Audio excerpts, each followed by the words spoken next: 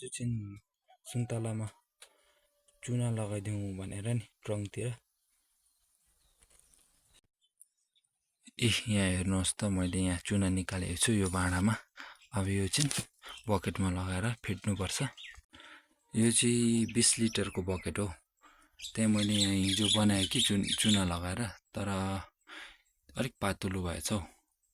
त्यहाँ अझै पानी थपेर रेसियो मिलाउनु पर्यो भनेर।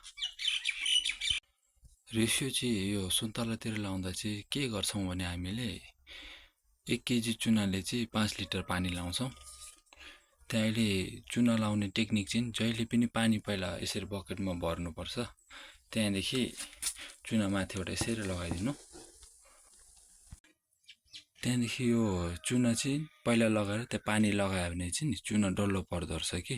पहिला पानी लगाएर त्यहाँदेखि चुना लगायो भने चाहिँ त्यो पानी चुसेर ऊ आफैले सल्लै जान्छ। 10 to 15 मिनट्समै, 10 देखि 15 मिनटमै त्यहाँ चुना मजाले लाग्छ पानीमा।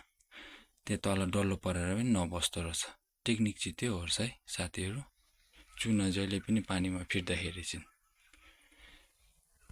तपाईहरूले जहिले पनि अब यो चुना फिट्दाखेरि चाहिँ यस्तो एउटा डन्ठी लिएर चलाउनु होला।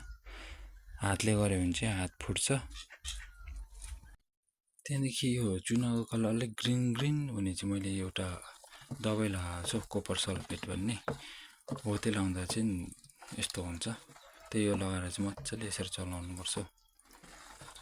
त्यसले चाहिँ त्यो के भन्छ सुन्तला दुलो पार्ने किराहरूले त्यति नखाँदो रहेछ हौ, रुखहरू। मैले यो मिक्सर बनाएको चुना, त्यो कपर सल्फेट, यिनीहरूको यो मिक्सर चाहिँ अब यहाँ सुन्तलाको यो यसमा ट्रङ्कमा दल्ने हो।